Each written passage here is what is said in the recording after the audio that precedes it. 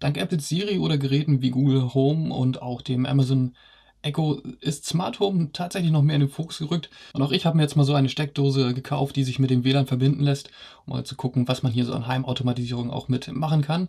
Und das Review von diesem Vimo Insight Switch, das Ganze gibt es gleich nach dem Intro. Der Lieferumfang im Karton selber ist relativ übersichtlich. Ihr bekommt natürlich einerseits ganz klar die Steckdose selber, die schauen wir uns gleich noch an. Und dann gibt es darüber hinaus noch einiges an Papierkram, eine Abdeckung mit Kurzanleitung hinten drauf, sowie dann noch weitere Informationen, die wir jetzt nicht weiter benötigen. Apropos Kurzanleitung, das bringt uns nämlich auch schon zu dem, was auf dieser Kurzanleitung drauf ist. Und das ist nämlich das Setup-Prozedere. Und das Ganze ist relativ übersichtlich. Ihr steckt das Ding einfach wirklich nur in die Steckdose ein, verbindet euer Handy dann entsprechend mit dem WLAN aus dieser Steckdose. Und dann braucht ihr nur noch euer normales Haus-WLAN entsprechend damit konfigurieren. Und dann ist das Ganze auch schon abgeschlossen und sowohl App als auch die Steckdose selbst erledigen dann den gesamten Rest. Bei mir gab es während dieses Prozesses so minimale Probleme, aber so wie das mit Computern ist, einmal aus der Steckdose rausgenommen und wieder eingesteckt. Und dann hat er sich auch alle Einstellungen schon wieder selber zusammensuchen können und hat dann auch wunderbar funktioniert. In der App selber bekommt ihr dann eine Auflistung eurer Geräte, beziehungsweise wenn ihr nur ein Gerät habt, dann geht das direkt in die Detailansicht und beim Vimo Insight Switch haben wir allerlei Informationen, was so den Verbrauch angeht oder auch die Kosten, die dadurch dann entstehen und auch wie lange das Gerät dann schon an ist. Ein bisschen merkwürdig sind hier so diese Durchschnittsangaben, die hier berechnet werden. Ich bin da noch nicht so ganz hintergestiegen, wie das berechnet wird, also irgendwie wirkt das auf mich immer ein bisschen merkwürdig. Wie auch immer das sein soll, so ganz zusammenpassen tut das dann mit dem Durchschnittswert nicht. Aber ansonsten, ihr habt hier einen Ein- und Ausschalter in der App natürlich für die Steckdose und ihr könnt dann noch eine ganze Menge Einstellungen mit vornehmen, sowohl für die App selber, als auch natürlich für alle angeschlossenen Geräte dann. Und wenn ihr dann ein Gerät selber bearbeiten wollt, dann geht ihr einfach auf das Bearbeiten-Symbol und klickt dann entsprechend das Gerät selber nochmal an. Und ihr könnt dann Dinge festlegen, wie beispielsweise den Namen natürlich, sodass ihr das identifizieren könnt, beziehungsweise auch ein Bild festlegen, sodass ihr dann in der App-Ansicht das Ganze schnell sehen könnt. Gleichzeitig könnt ihr dann aber auch die Kosten für eine Kilowattstunde mit angeben, damit der Wert entsprechend berechnet werden kann. Oder auch beim Vimo Insight Switch könnt ihr festlegen, ab welcher Durchgangsleistung er in den Standby-Modus gehen soll. Das heißt, wird ein bestimmter Wert unterschritten, dann wird der Standby aktiviert und diesen Standby könnt ihr dann später noch wieder weiter nutzen, um beispielsweise mit IFTTT drauf zu reagieren. Dazu komme ich dann aber gleich nochmal.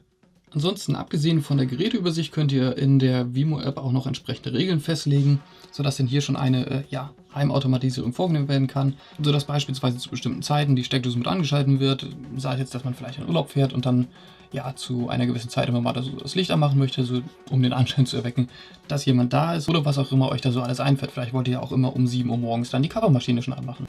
Der Stecker selbst wird, wie man sieht, ganz einfach in eine normale Steckdose eingesteckt, da ist nichts Weltbewegendes dran. Vorne ist auch eine Steckdose, auch das ist relativ selbsterklärend.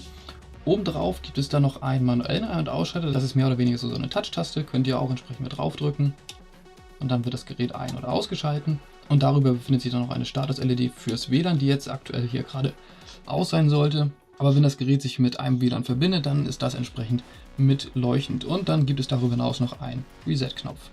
Insgesamt war ich lange Zeit relativ skeptisch gegenüber diesem ganzen Smart Home und Heimautomatisierungskram, weil das immer so war, du kaufst dir eine sündhaft teure Glühbirne, die du dann irgendwie per App an- und ausschalten kannst, super, oder du kaufst einen sündhaft teuren Stecker, die du dann per App an- und ausschalten kannst, toll. Aber ich muss jetzt sagen, so mit der Anbindung zu IFTTT, dass man tatsächlich eine Automatisierung vornehmen kann und auch mit der Kombination eines Amazon Echo beispielsweise, ist das Ganze schon echt super bequem, weil es ist einfach super bequem, einfach Alexa zu sagen, dass der Computer angeschaltet werden soll und es geht dann automatisch halt der Computer an und alle Bildschirme. Und natürlich wäre das sicherlich kein großer Aufwand, da jetzt bei den Bildschirmen auch noch mit auf die Knöpfe zu drücken und auf dem Computer noch auf den Knopf zu drücken. Aber es ist einfach unfassbar bequem und man gewöhnt sich sehr schnell daran.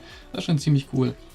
Und beim Herunterfahren des Computers habe ich ein entsprechendes IFTTT-Programm mit aufgesetzt, sodass hier entsprechend der Standby gemessen wird.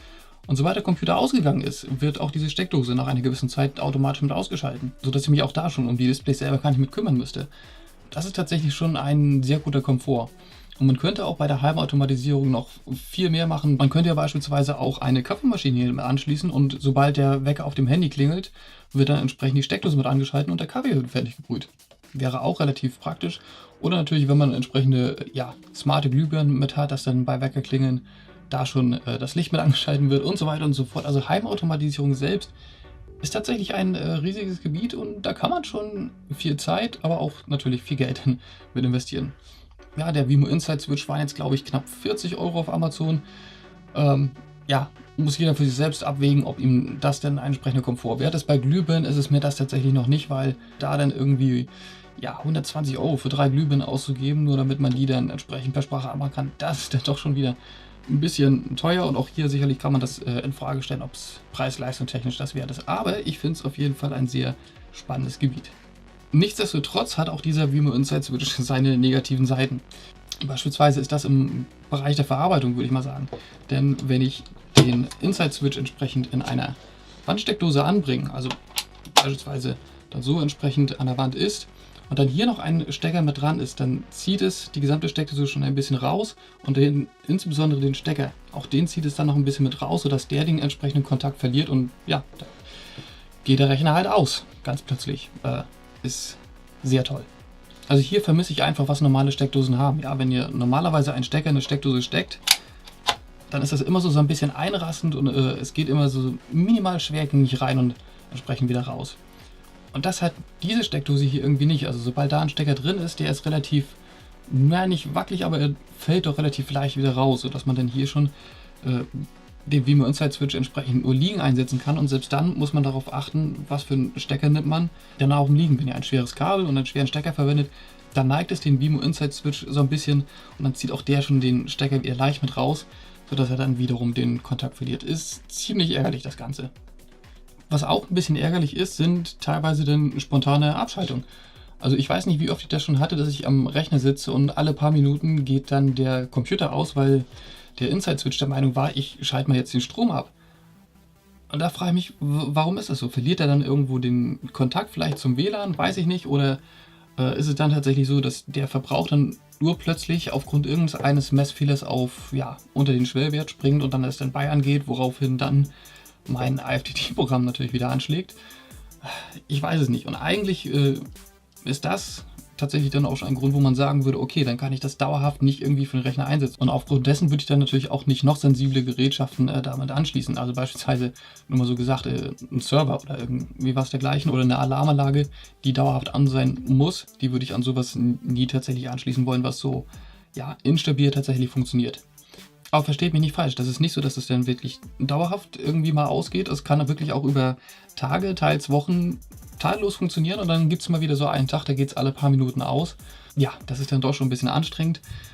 Aber über beide Schwächen kann ich hinwegsehen, weil der Komfort, den man tatsächlich gewinnt durch dieses An- und Ausschalten per Sprachbefehl tatsächlich oder dann eben auch ja, per App, dass es dann automatisch mit alles ausgeschalten wird. Das ist echt schon ziemlich angenehm. Und wenn es nicht so scheiße teuer wäre, würde ich tatsächlich, glaube ich, viel mit solchen, ja, Steckdosen oder auch Glühbirnen tatsächlich arbeiten, aber da muss man tatsächlich auch den Kosten-Nutzen-Faktor immer mit berücksichtigen.